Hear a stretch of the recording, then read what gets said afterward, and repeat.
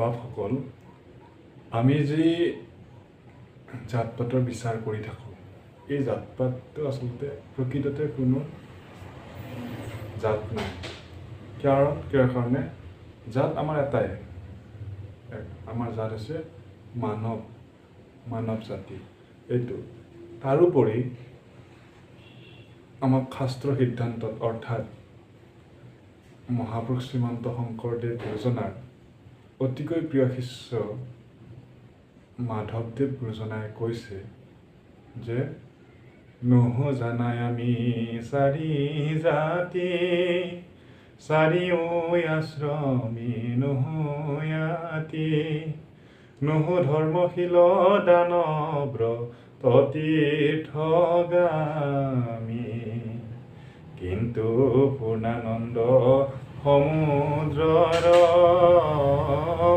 গোপী ভৰ্তা পদ কমলৰ, দাসৰ দাস তানদা সভৈ লৈ আমি। গতিকে যিজন ঈশ্বৰে সমস্ত জগতক উদ্ধাৰ কৰি আছে আৰু যিজন ঈশ্বৰে সমস্ত অনন্ত কোটি ব্ৰহ্মাণ্ডৰ ঈশ্বৰ, যিজন ঈশ্বৰে সমস্ত গোপীক উদ্ধাৰ কৰিছিল, সেইজন পৰম পুৰুষ ভগৱন্ত ঈশ্বৰ কৃষ্ণৰ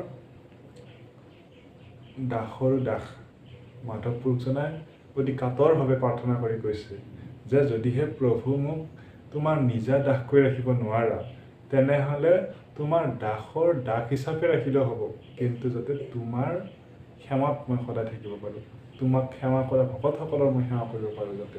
এয়াই হৈছে আমাৰ দাস, এয়াই হৈছে আমাৰ কি জাত। এয়া জাত আমাক শাস্ত্ৰই সিদ্ধান্ত দিছে।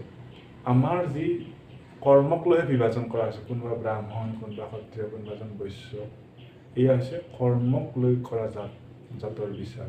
কিন্তু প্ৰকৃততে আমি কি হ'লোঁ, প্ৰকৃততে আমাৰ জাত হৈছে এক মানৱ জাতি তথা যিজন ঈশ্বৰ সমস্ত জগতৰ